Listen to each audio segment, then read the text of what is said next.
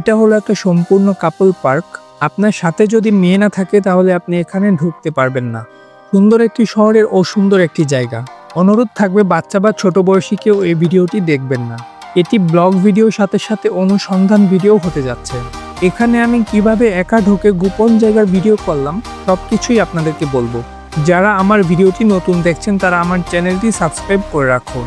চলুন তাহলে ভিডিওটি শুরু করি।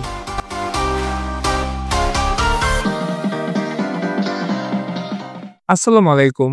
আজকে আমার গন্তব্য হলো খুলনায়। আপনারা যেখান থেকে এই গোপন জায়গাটিতে আসতে চান আপনাকে প্রথমে চলে আসতে হবে খুলনা শহরে। আমি ঢাকা থেকে রওনা দিলাম। পদ্মা সেতু পার হয়ে প্রায় 4 ঘন্টার মধ্যে চলে আসলাম খুলনার শিববাড়িতে। এখান থেকে 20 টাকা সিএনজি করে চলে আসলাম টাইগার পেস্টের মোড়ে।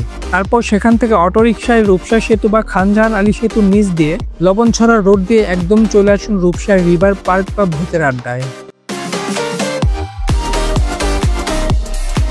আমি এই মুহূর্তে আছি পার্কের সামনে। আমি টিকিট কিনে এখন পার্কের ভেতরে যাব। গেটের সামনে এটা কি কুকুরের ভাস্কর্য নাকি বাঘের ভাস্কর্য সেটাই বুঝতে পারিনি। প্রথমে ঢুকেই আপনারা এরকম একটা পরিবেশ দেখতে পারবেন। এই পার্কের জন্মলগ্নে এটা বাচ্চাদের জন্য সবথেকে জনপ্রিয় পার্ক ছিল, কিন্তু এখন আর এখানে কোনো বাচ্চারা আসে না। এখন এখানে শুধু পাখিরা আসে। এই পার্কের সাথেই আবার খুলনা ইকো পার্কের অবস্থান। এই পার্কের পুরোটা জুড়ে রয়েছে নানা রকম ভাস্কর্য এবং বাচ্চাদের খেলার জায়গা। এর পরিবেশ দেখে বোঝাই যায় এটা বাচ্চাদের অনেক পছন্দের জায়গা ছিল। শুরুতে ছিল এই পার্কের প্রবেশ মূল্য 20 টাকা, তারপর হলো 40 টাকা, আর এখন প্রবেশ মূল্য 150 টাকা। এই পার্কে নেই সুন্দর কিছু, নেই কোনো বসার মতো সুন্দর জায়গা। তবুও কেন প্রবেশ মূল্য এত বেশি? দেখতে থাকুন পুরো ভিডিও। এখানে এমন কিছু আছে যা দেখার পর আপনার চোখ কপালে উঠে যাবে। এখানে একটা সুড়ঙ্গ পথ আছে যেটা এখন আর প্রবেশ করা যায় না। অনেক পানি জমে আছে। এই পার্ক একদম জীর্ণ শীর্ণ অবস্থা। কত বছর আগে এটা পরিষ্কার করা হয়েছিল তা আমার জানা নেই। প্রতিটা ভাস্কর্য ভেঙে গেছে, গাছ লতাপাতা হয়ে জঙ্গল হয়ে গেছে। আমি শুধু ভয় পাচ্ছিলাম কখন আবার সাপ বের হয়ে আসে। যেহেতু পার্কের নামের সাথে ভূতের আড্ডা আছে, তাই এখানে একটা ভূতের বাড়ি আছে। আমি আরেকটা সুড়ঙ্গ দিয়ে এখন এই ভূতের বাড়ির ভেতরে আছি। অনেক ভয়ানক ভাস্কর্য তৈরি করার চেষ্টা করেছেন।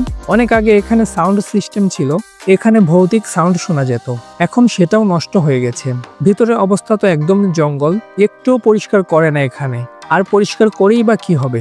এখানে কেউ তো আর ঘুরতে আসে না, সবাই ব্যবসার মিটিং করতে আসে। পার্টনার ছাড়া এখানে একা কিভাবে আসবেন? আমি একা এখানে কিভাবে ঢুকলাম সেটাই বলবো এখন আপনাদের। আমি খুলনা আসার পর এক ছোট ভাই আমাকে এই জায়গাটার কথা বলল। আমি তখন বললাম আমি এখানে যাব, কিন্তু সে বলল আমি নাকি একা ঢুকতে পারবো না। এত সহজে তো আমি হার মানবো না। চলে আসলাম টিকিট নিতে। কাউন্টার থেকে আমাকে বলল আপনি কি একা? কথাটা আমি না শোনার ভান করে বললাম ভাইয়া টিকিট দেন। তখন উনি বলল ভাই আপনি একা ভেতরে গিয়ে কি করবেন? একা একজনকে টিকিট দেই না, আর দিলেও আপনি ঘেটে ঢুকে পুরো পার্ক ঘুরতে পারবেন না। আমি কথা না বাড়িয়ে বললাম আমি তো একা না, আমার গার্লফ্রেন্ড আছে, কিন্তু তার বাসা থেকে বের হতে দেরি হয়েছে, তার পৌঁছাতে আরো কিছু সময় লাগবে। তাই আমি বাইরে না বসে ভেতরে গিয়ে বসিয়ে আমাকে 2টা টিকিট দেন।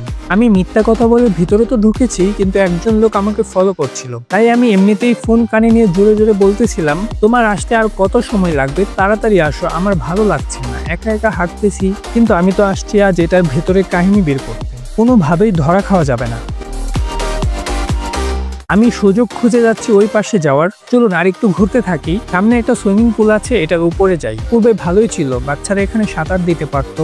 শহরের বাচ্চারা অনেকেই সাঁতার দিতে পারে না। কম টাকায় এখানে এসে সাঁতার শেখার সুযোগ ছিল, কিন্তু সেটাও এখন আর নেই। ছোট বাচ্চাদের সরিয়ে বড় বাচ্চারা এটার ভেতর জায়গা করে নিয়েছে। বাচ্চারা আসে না, তাই পানিও পরিষ্কার করার দরকার হয় না। উপর থেকে ভিউটা সুন্দর লাগছে। খুলনা শহরের কাছে এবং খুলনা বিশ্ববিদ্যালয়ের কাছাকাছি এই রূপসা পার্কের অবস্থান। আপনি যদি এটার ভেতরে না আসেন তাহলে বুঝবেনই না এটার ভেতরে কি হয়। বাইরে থেকে বোঝার কোনো উপায় নেই এটার ভেতরে কি চলছে। আমার ডান পাশে একটা রাস্তা আছে, একটু সামনে গেলে একটা প্রাইভেট গেট আছে যেখানে চেয়ার নিয়ে একজন দারোয়ান বসা। কাপল ছাড়া ওটার ভেতরে কেউই যেতে পারে না। যত সময় লাগুক না কেন আমি তো এটার ভেতরে যাবই। 2টা টিকিট 300 টাকা দিয়ে কিনে ভেতরে এসেছি, তাই ওই পাশে কি আছে তা আমাকে জানতেই হবে, হাল ছাড়া যাবে না। আমি ভিডিও করছি দেখে দারোয়ান ভাই আসছিল আমার কাছে, এসে বলল আপনি ভিডিও করছেন কেন? এখানে ভিডিও করা নিষেধ, আপনি কি এখানে একা এসেছেন? বললাম না ভাই, আমি তো একা আসিনি, এই যে দেখেন আমার টিকিট 2টা। আমার উনি আসতেছে, একটু দেরি হচ্ছে আর কি, তাই আমি সময় কাটানোর জন্য ভিডিও করছি। পরে বলল তাহলে আপনার ম্যাডাম না আসা পর্যন্ত ভিতরে যাবেন না, আর আমি ওয়াশরুমে যাব, এদিকেই থাকেন, ভিডিও যা করেছেন এগুলো ফেসবুকে দিবেন না। আপনার উনি না আসলে ভিতরে গিয়ে কি করবেন বুঝেনি তো, আপাতত এদিকেই থাকেন। বললাম আরে ভাই এগুলো বুঝি আমি, আপনি যে কি বলেন, কোনো সমস্যা নাই, আপনি যান। আমার সে না আসা পর্যন্ত এমনি হাঁটাহাঁটি করছি, দারোয়ান চলে গেল, আর আমারও এটাই সুযোগ ভিতরে যাওয়ার। আমি হয়তো 3-4 মিনিট সময়ই পাবো, এই সময়ের মধ্যেই আপনাদেরকে ভিতরে পুরো পরিবেশটা দেখানোর চেষ্টা করব। গেট দিয়ে ভিতরে এসে এখানে একটা চেয়ার দেখলাম, যেখানে দারোয়ান বসে থাকে। আপনার সাথে মেয়ে না থাকলে এই চেয়ার পার হয়ে আপনি সামনে যেতে পারবেন না।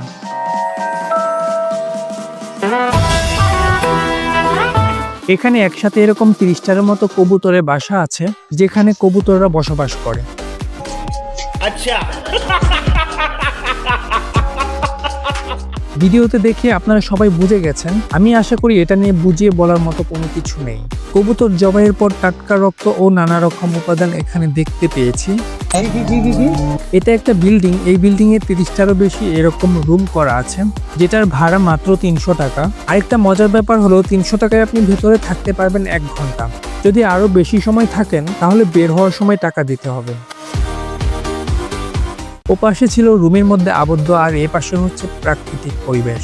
ডানে বামে সামনে পিছনে এরকম অনেক রুম আছে, এগুলো ঠিক রুমও না, সামনের দিকটা খোলা, বাট উপরের জিনিসটা এত সুন্দর করে বানিয়েছে যে ভেতরে কে আছে বা কি হচ্ছে তা বাইরে থেকে বোঝার কোনো উপায় নেই। ভেতরে একটা ছোট মাছার মতো করা আছে। আমার ভিডিওতে অনেকজন চলে এসেছিল, আমি ওই ফুটেজগুলো কেটে দিয়েছি। আপনি তো সেলসেলায় বেচতে দেখবেন। আমি এপাশে অনেকটা ঘুরেছি, এদিকে এই পার্কের অনেক জায়গা, একটা বড় পুকুর আছে, পুকুরের এপাশ দিয়ে এগুলো বানানো, ওই পাশে রয়েছে জঙ্গল, জঙ্গলে এমন ঘর করা আছে। আমি এদিকে আর সামনের দিকে গেলাম না, কারণ সামনে যত দূরে যাচ্ছি এরকমই রুম দেখতে পাচ্ছি, ভিন্ন কিছু নেই, সবগুলো প্রায় একই রকমই ডিজাইন। আমার মনে হয় এখানে 50টারও বেশি রুম আছে। প্রাকৃতিক পরিবেশ, তাই গরম লাগার কোনো সম্ভাবনা নেই। রুমের নিচে বড় পুকুর, তাই পানিরও সমস্যা নেই। নিঃসন্দেহে তুই ঠিক কথা বলেছিস।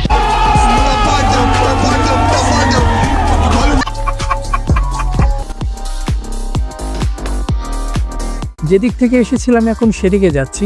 একদম ভিতরের দিকে রুমগুলো আমি যাইনি, কারণ কি না কি দেখে ফেলি। এই অল্পতেই আমার চোখে অনেক কিছু ধরা পড়েছে। আমি 5-6টা কাপল দেখেছি, সামনের দিকে হয়তো আরো অনেকেই থাকতে পারে। আমি আর কিছু দেখতে চাই না, আমার হাতে সময়ও খুব কম, কেননা এই পাশে আমার আশাই নিষেধ ছিল। এখন যদি দারোয়ান মামা এসে দেখে আমি পার্কের গোপন জায়গায় চলে এসেছি, তাহলে আবার কি ঝামেলা হয় তা কল্পনাও করা যাচ্ছে না। প্রিয় ভিউয়ার্স, আমি বলতে পারি অনেকটা রিস্ক নিয়ে এই জায়গার ভিডিওটা করেছি। আবার আমি একা একা এসে মিথ্যা বলে 2টা টিকিট নিয়ে এন্ট্রি করেছি। ঝামেলা হওয়ার আগে আমাকে এখান থেকে বের হয়ে যেতে হবে। আমার ভিডিওগুলো যদি আপনার কাছে ভালো লাগে তাহলে অবশ্যই লাইক, সাবস্ক্রাইব করে রাখবেন। খুলনা শহরের কাছাকাছি এমন একটা জায়গা থাকুক, সেটা কাম্য নয়। আমি এখন গোপন জায়গা থেকে বের হয়ে সামনের যে পার্কের মতো এরিয়াটা আছে সেখানে হাঁটছি। এরকম পার্ক দেশের কোথাও না থাকুক, সেটাই আমরা সবাই চাই। খুলনায় যারা এই ভিডিওটা দেখবেন, যারা ওই এলাকার স্থানীয় আছেন বা প্রভাবশালী, তারা এই পার্ক বন্ধের গুরুত্বপূর্ণ ভূমিকা রাখতে পারেন। আবার অনেক দুষ্ট কোকিল হয়তো আমার এই ভিডিও দেখে মনে মনে খুশি হয়েছে, হয়তো তারা প্ল্যান করে ফেলেছে কাকে নিয়ে এখানে ঘুরতে যাবে। ভালো হয়ে যাও মাসুদ। এই পার্কে অনেকগুলো ভাস্কর্য রয়েছে, আমার এই ভাস্কর্য শিল্পীকে দেখার খুব ইচ্ছা। সে কি ভাস্কর্য বানিয়েছে নাকি অন্য কিছু বানিয়েছে সেটাই বুঝলাম না। বানাতে চেয়েছে এক, হয়ে গেছে আরেক। আমার এই ভিডিওটা কয়েক মাস আগে করা, যখন অন্য সরকার ক্ষমতায় ছিল। আমি যতটুকু খোঁজ নিয়েছি এই পার্কটি তখনকার প্রভাবশালী এক লোক পরিচালনা করতেন। এখনো যদি এই পার্কটি এভাবেই চলতে থাকে তাহলে আমি ওই এলাকার যারা ভিডিওটি দেখছেন সবাইকে অনুরোধ করব, আপনারা এই পার্কটি বন্ধ করে দেন। আপনি একা সাহস করতে না পারলে এই ভিডিওটি শেয়ার করুন। অনেকেই ভিডিওটি দেখার পর আপনারা একত্রিত হয়ে এই পার্কটি বন্ধ করতে সক্ষম হবেন। এই পার্কটির আগের রূপ ফিরে আসুক, আমি সেটাই কামনা করি। একটা সময় এখানে সবাই আসতে পারতো, পরিবার নিয়ে আসা যেত, বাচ্চারা এসে খেলাধুলা করতে পারতো, সুইমিংয়ে সাঁতার শিখতে পারতো। আমি আশা করব খুব দ্রুতই এই পার্কটি সুন্দর পরিবেশ হবে, পুকুরের ঘাটে বসে সুন্দর আড্ডা দেওয়া যাবে।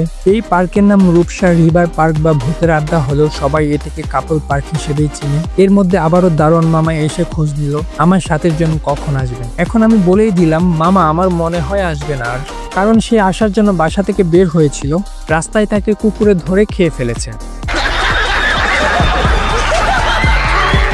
আমার এই কথা শুনে সে হাসলো নাকি রাগ করলো সেটাই বুঝলাম না।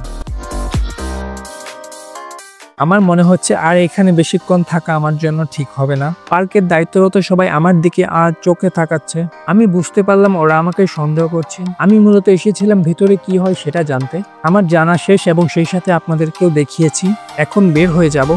যারা এখনো আমার চ্যানেলটি সাবস্ক্রাইব করেনি তারা অনুগ্রহ করে আমার চ্যানেলটি সাবস্ক্রাইব করে রাখুন। পরের ভিডিওতে সুন্দর একটি জায়গায় আপনাদের সাথে দেখা হবে। ততদিন ভালো থাকুন। আল্লাহ হাফেজ।